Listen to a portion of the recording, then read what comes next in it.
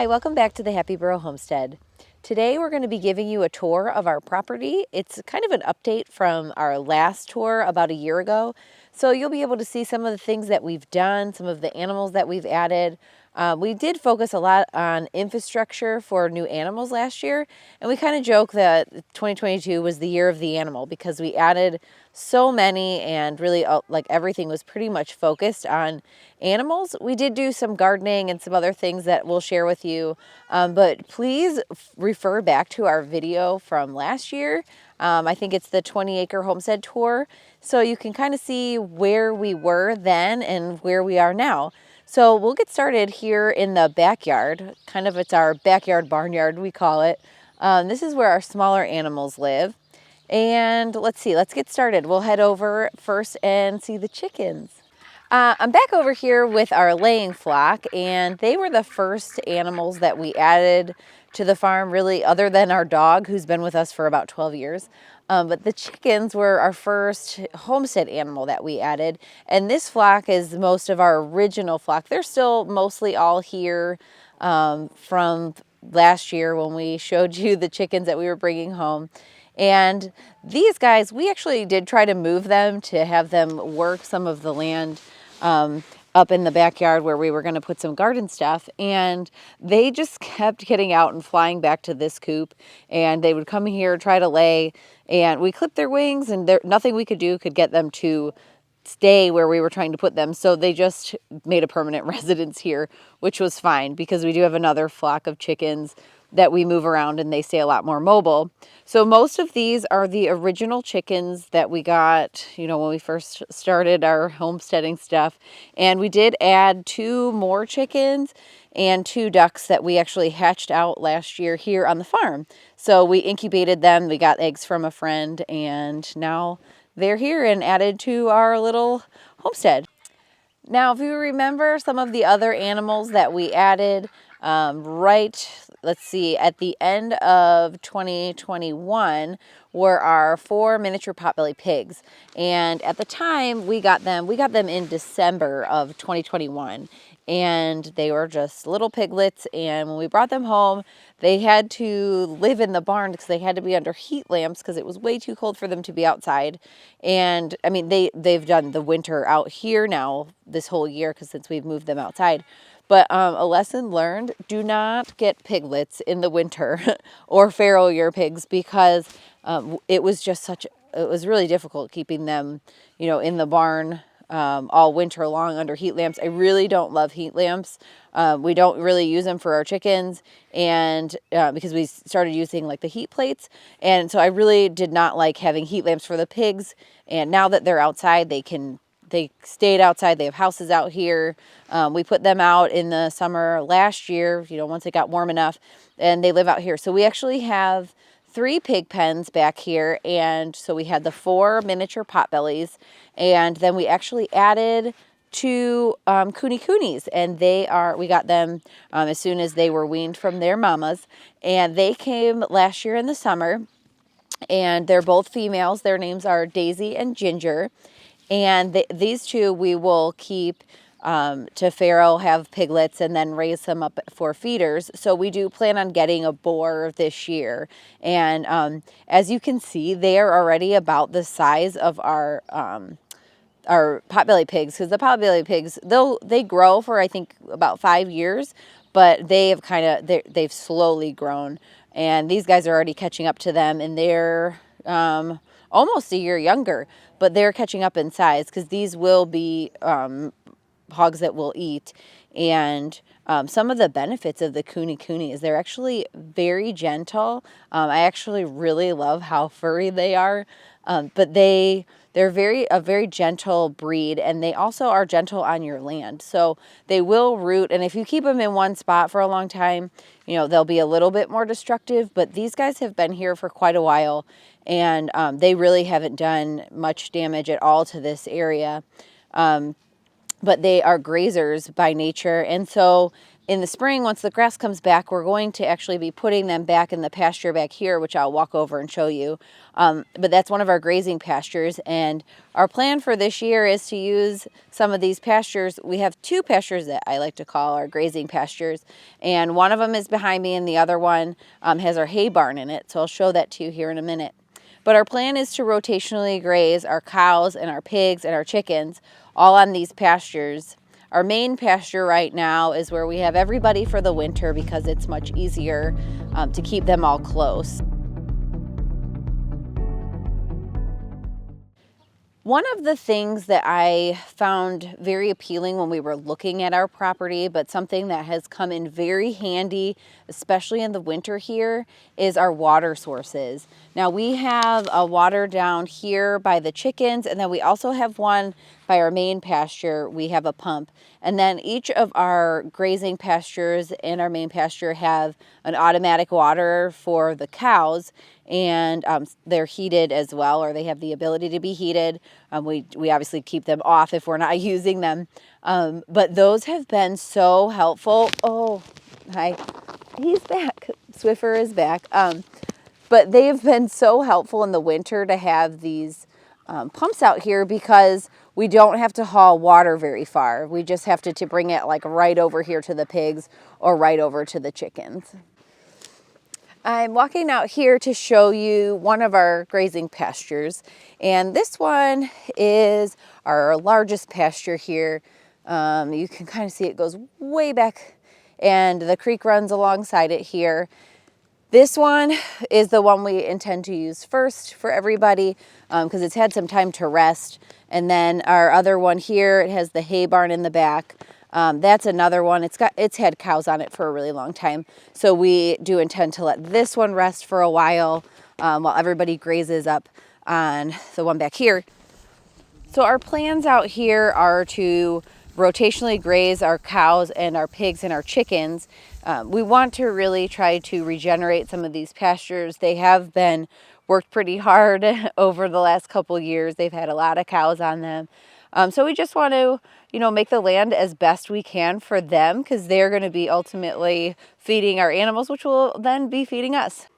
So I just turned around. So here is our big grazing pasture, and then if I turn this way, this is what we call the hallway. It's a great transition area for our animals, loading animals into trailers or off of trailers because it's completely fenced in and we can keep closing animals down. It's something I never would have appreciated before having a farm and having some large animals. So this area is great because we can use it for so many different things, especially when transitioning animals. Last February, late February, we got 24 chicks from the local school that hatched out, the kindergarten class hatched out a bunch of eggs, and we got 24 chickens from that, and now they are all grown up, and we have kept most of them. This guy right here is currently our only rooster. We have culled all the rest of the roosters, including some of our original roosters that we had before. They just got a bit too aggressive and, they weren't really a good fit after a while. This guy, he has been great. So far, he is an Americana, so he's kind of cool. He's got the beard and all that, and we call him Gandalf is his name. Most of these chickens, though, are not named. I can't even actually tell a lot of them apart because a lot of them look really similar. But this mama right here, she lays a blue egg, and she's one of two of our blue egg layers, so that's kind of fun. We currently have them living in our chicken tractor for the moment. They've been in our chickshaw before too, so they kind of move around a lot. They are currently working on our hillside back here because we are planning to plant this here in the spring, and we're thinking originally we were going to do kind of a cottage garden with herbs and things, but I think now we're going to try and actually do a memory garden just for some things that are special to us. So that's kind of our plan here. We're letting them work this out, and then we'll finish clearing it here in a couple weeks as long as it stays warm. I think we're getting fooled into thinking that it's spring, and I'm pretty sure winter is not done with us yet. All right, so I'm up here now in our orchard with our apple trees that we did prune last year, and sorry, I'm winded because I just walked uphill. But we did prune these last year, and I mean, they are just really overgrown. So, you know, there was only so much we could do. They still did have a really good yield. We don't spray, so some of them aren't as pretty, but we did have plenty of apples for applesauce and apple cider. We were able to do quite a bit with them, and we have planted another apple tree and some pear and plum trees. We've added elderberry bushes. We did, let's see, a strawberry patch over here that has, well, it started with 75 plants, and they've expanded quite a bit. So hopefully we'll get lots of strawberries.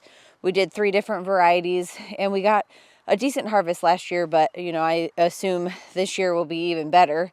And then behind me back here is our compost pile, and that has grown quite a bit. I'm going to walk up there while I continue to talk, but we're going to add another bin, and then now, since things have not really been frozen for a little bit here, we are going to start turning it now so we can hopefully use it when, you know, as soon as we can start planting out. And we're planning to do potatoes and some things too that we can plant a little bit earlier. But you can see there, it's huge. We can compost like our reindeer poop and pig poop, cow manure, all of that. So this gets filled very quickly. We'll start turning it here soon, and hopefully we'll be able to use it soon. And then over here, this area here is about 5 acres of hayfield. But last year we actually didn't get quite as much hay because we had like no rain almost all summer. We were, I think, like most people, in quite a bit of a drought. So we didn't get quite as much this year. But we were able to bale from some of the pastures as well, so that helped. But, you know, hopefully this year we'll have a bit more. And we do plan to expand out this way. I'm going to walk over to the gardens here in a second to show you just kind of where we're planning to expand some of our gardens. And this year we're hoping to have the year of the garden, since we're not planning on adding too many more animals, although I'm sure there will be a few that we add this year. Back over by the gardens now, and here's our strawberry patch, and we just put this Premier One fencing around it. It's not even turned on, but because our chickens kept getting out. So we took that and just wrapped it around for a little bit because they kind of know to stay away from it. We do love our Premier One fencing. We've been using it for the chickens now for almost 2 years, I guess. And we plan on using it when we start bringing the pigs out on pasture, using that to rotationally graze them. Over here we had blueberry bushes that came from my husband's family farm that we brought last year. These bushes are about, I think, 45 years old. And with the no rain, I'm not sure how well they're going to come back. We did plenty of watering, but it really was a rough year last year. So we'll have to see, you know, how well they do come spring, if they start bouncing back or not. Hopefully they will. And then my husband also built some raised garden beds here that we grew. It was kind of a weird year. A lot of the stuff that we planted took a really long time to germinate, and so I'm not really sure if the lack of rain kind of impacted a lot of that. So anyway, I did plant some garlic in here just the other day because I wasn't able to get to it in the fall. So hopefully it'll do well. Our garlic did really well last year, and we had just some beautiful huge bulbs. I think we did mostly a German hardneck variety, and they did really, really well. So that's what we planted out again, and we'll kind of just see how it goes. And then behind me now, it's just weeds and dead things, but this was our pumpkin patch, and that did awesome. I think we planted it about like a week too early though, because the pumpkins were, you know, ready way too early, but they actually did really well even without the rain. And then our cucumbers did really well, tomatoes did well, and zinnias and marigolds, those things all did really well, but then everything else kind of was just okay. Oh, and the Swiss chard. Swiss chard did fine, but we're going to plant that earlier this year and hopefully low tunnel so we can keep it longer because we really enjoyed that. So that's some of our, from last year, that's some of what happened with our gardens. So for this year, we're still going to plant in these 3 beds, but then we are going to expand a lot more in all directions, really. We plan on doing potatoes in the ground because we did those in the backyard last year in containers, and they were really small. And the year before we did them in containers, and they were decent size. So we're going to try this year straight in the ground. And then we're going to do another pumpkin patch, but we're going to rotate. I think we're going to do the potatoes where the pumpkins were. And then we had the chickens running back behind that brush pile. So I think that's where we're going to put our pumpkins. And then we plan on doing just a lot bigger garden this year.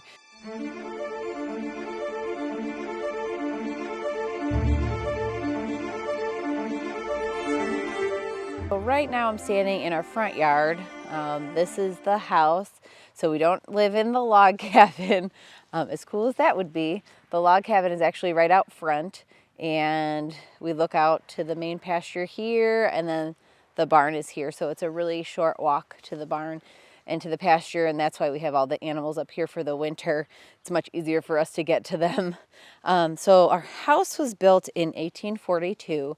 It's been remodeled, and it's a really cool, very old house, but it's been very well maintained. It's only been in 2 families before us. Now the cabin does not have any electricity right now or anything, so it's very primitive, and we may or may not be able to see much right now. So I will get some video here for you later. But yeah, so here you can see. Okay, so here, this is like an original fireplace. It has an oven in it and all kinds of, it's just beautiful. And we don't know who this is, but he came with it, so he gets to stay. There is a loft area up here, and right now we just have tables and things in here. We don't really have much going on yet. We do have a lot of plans for it. Right now we just use it for, we have barbecues or parties or things. The kids come out here and play quite a bit. It's just really such a neat feature, and we hope to be able to use it quite a bit as, going forward. So I'll come out here and we'll go head over to the barn, and you can meet all the big animals. All right, so I was going to take you to the barn, but first I want to show you this guy because he's standing right here. So this here, can you see him okay? This is Lemon. A little bit dirty today. He must have been sitting in the hay feeder. That's Lemon, and he is one of our 2 Highland cows. They are mid-minis, and so they won't get humongous, but they still get pretty big. So he is, how old are you, Lemon? He's not quite a year old yet. Hi, sweetie. So Lemon loves a good neck scratch. They do get brushed, and they do really like attention. And so this is Lemon, and Lime is his half brother. They have the same daddy, but so he's getting some horns here. All right, so we'll come back to them. Our barn is a bank barn, so it sits into the ground here, which actually makes it really nice for our reindeer because it will keep it cooler in the summer. And a lot of the work that we did was really in the reindeer area in here, so that's what I'm going to kind of show you to highlight, because that's kind of the more fun part anyway. So we'll go on in, and I'll show you the boys, and I will show you what we've done in here. Okay, so this before had, I don't know if you refer back to that old video, this is the area. It had just a big hay wagon in it, and we couldn't really get much in here. So we moved all that out, and we put in these stalls for the boys. Here's Odin. This is our reindeer, Odin. He is our oldest boy by 1 day. And so these stalls actually can function. This can swing this way, and the other one over here where Klaus is can also swing to make either one big stall, or it can make 3 separate stalls. We can kind of configure it in all different ways. And we added these Dutch doors on all of the stalls. So Klaus has one, we have one here in the middle, and Odin has one So it just, can add for more airflow and, letting the sunlight in, and just kind of overall makes it a lot nicer for them. So I'm going to go ahead and feed these guys, and then I will show you the pasture that we did outside.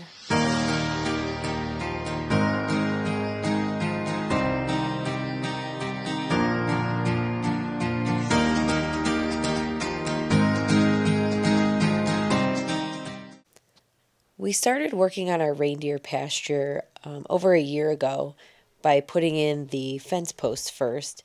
And over the course of the last few months, we also tiled the field to direct water flow away from the field because we didn't want water pooling.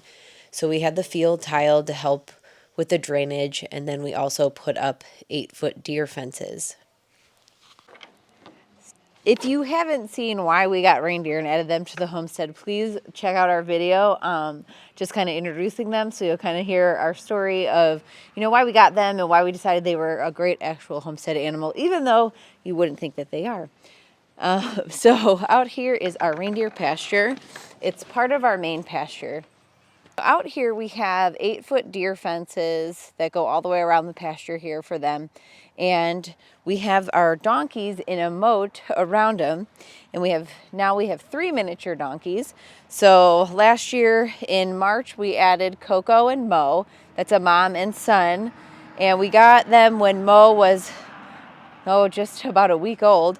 And then this fall we added Derby, who is, let's go see him. Here's Mo. Hi, Mo. And there's his mom, Coco. She's back here. And then Derby's in the back there. Hi, sweeties. Hi. So they are in a moat around the reindeer pen, and that is more to keep animals out of the reindeer area. Here's Derby. Hi, sweetie. So he was born on the day of the Kentucky Derby. That's how he got his name. And he is just the sweetest. He is like this, just such a cuddle bug. So our plan with him, he and Mo actually have the same dad, but our plan with him is to breed him eventually with Coco. But as you can see, she's a lot bigger than he is right now, so it might be a little while. And donkeys actually have a really long gestation. It's about 12 to 14 months. So when ready, we will breed those two. So here's our reindeer pasture, and we have this also so we can, these gates are movable, but so we can close it down if we need to, so we can work with them. And my husband put up all these lights, which I just think adds such a magical feel to this area. So outside of the reindeer area, we have the donkeys. And then outside of that area is where we have our cows. And that's all just for the winter. We will, again, rotationally graze them. So the donkeys, the reason that they're in a moat around the reindeer is, like I said, to keep animals out, but it's not really because we're afraid anything would hurt the reindeer, because the reindeer actually, they're pretty bold. So I wouldn't really worry about like coyotes with them, but it's more of a biosecurity, just so we don't want to bring disease in. The donkeys are animals that we can have living next to them. They are kind of a companion. They kind of form their own herd, actually, which is really kind of fun to watch. But we can't actually have the cows next to them. So that's why the cows, they have a 30-foot medical barrier, and we have an electric fence that goes out that way. And then, so the cows stay kind of away, but they can all see each other, which is, kind of fun. But, so that's the reason for that. And so the reindeer, I'm going to come let Klaus out, although he's eating, so I don't know if he will come out right now.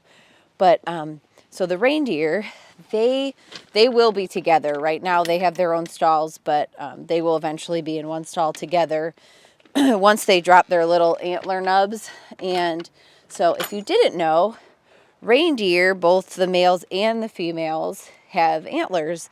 And ours are both boys. They're both bull calves. So they will get new antlers this year. Anytime now, they'll drop these nubs and their new antlers will grow. And if you didn't know this, reindeer antlers are one of the fastest growing tissues. They grow 1 to 2 inches a day.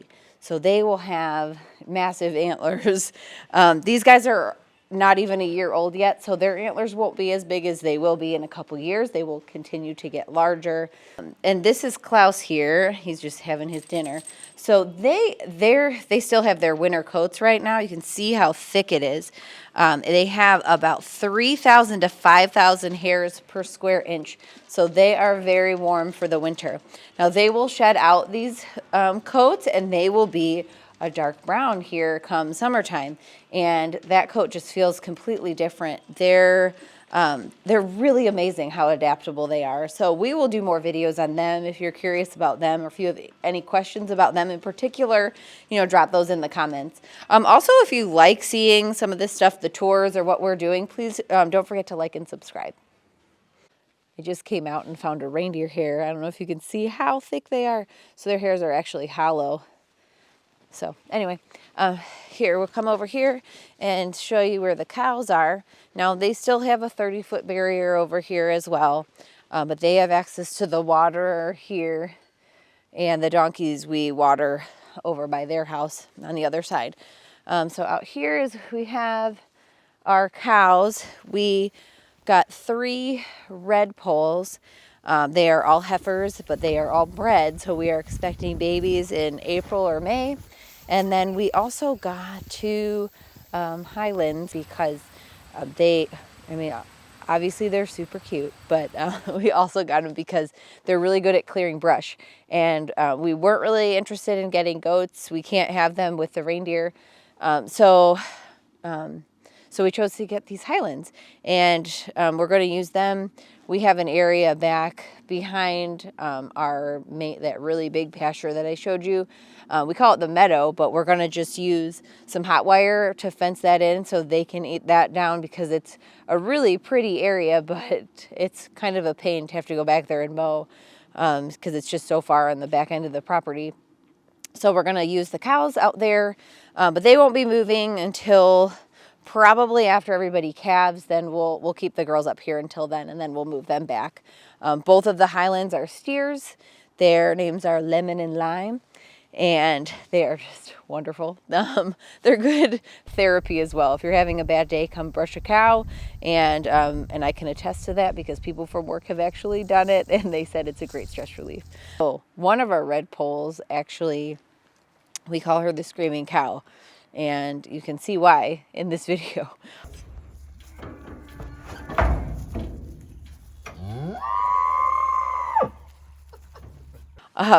But yeah, so our red poles all have names, and they're Monica, Rachel, and Phoebe, and Monica is obviously our Screaming Cow. So they give us a lot of entertainment. One other thing that I should mention is that the red poles are a dual purpose breed. They can be used for beef or for dairy, so we will have that option. I don't know that we would do dairy right now. I just don't know that we're really ready for that yet, but I do have ambition someday to have a dairy cow. We do have hopes to get more Highlands at some point, hopefully to breed them. And we do have runner ducks coming in March. That was one thing I was going to tell you when we were over by the gardens, is we do have 10 runner ducks coming that we're going to be adding to the garden area. They'll live up there. They won't have access all the time to the gardens, but they will have access occasionally, just for a little bit of maintenance. So those are some things to look forward to. And I think they come the week of the 20th of March. So we will definitely be showing those off when they get here. Finally, we did do 30 meat birds last year. We did the red broilers. The year before, we did the Cornish cross, and we wanted to compare the two. The red broilers take about 4 more weeks to raise than the Cornish cross, but we've been very happy with them, and we'll probably do them again this year. We processed them in October both years, and we found that that was a really good time because the weather was a bit cooler. There were fewer bugs, and we were able to get them out as chicks out on pasture earlier because it was so much warmer. So we'll probably repeat what we did last year with the red broilers again this year.